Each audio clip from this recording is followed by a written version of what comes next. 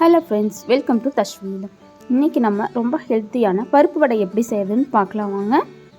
250 gram வடைப்பருப்பை 6 மணி நேரம் ஊற வச்சு சுத்தமாக தண்ணியை வடித்து வச்சுக்குங்க. சுத்தமாகவே வடிச்சிடணுங்க. ஒரு மிக்ஸி பவுலில் 2 இன்ச் இஞ்சி, 5 பல் பூண்டு, 2 வரமிளகாய், 2 காய்ந்த மிளகாய், ஒரு கொத்து கறிவேப்பிலை,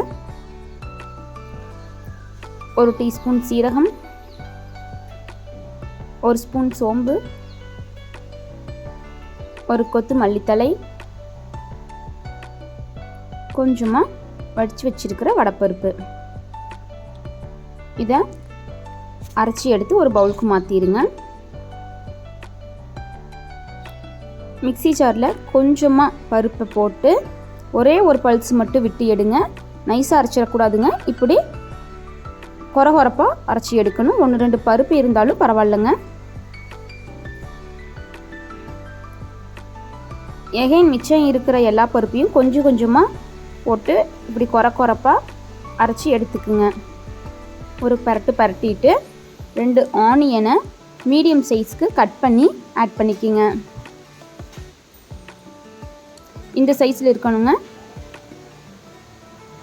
கூடவே கொஞ்சம் மல்லித்தழை, கொஞ்சம் கறிவேப்பிலை, தேவையான அளவு உப்பு சேர்த்து பிசைஞ்சுக்குங்க.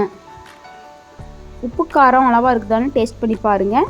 காரத்துக்கு பச்சை மிளகாயை குட்டி குட்டியாக கட் பண்ணி ஆட் பண்ணிக்கிங்க. வடை எந்த சைஸுக்கு வேணுமோ அந்த சைஸில் மாவை இப்படி உருட்டி வச்சுக்குங்க. கடாயில் ஆயில் விட்டு ஹீட் பண்ணிடுங்க. நம்ம உருட்டி வச்சுருக்கிற வடையை இப்படி உள்ளங்கையில் வச்சு ஒரு ப்ரெஸ் பண்ணால் வடை ஷேப்புக்கு வந்துடுங்க. அதை ஆயிலில் போட்டுக்குங்க. மீடியம் ஃப்ளேமில் இருக்கட்டுங்க.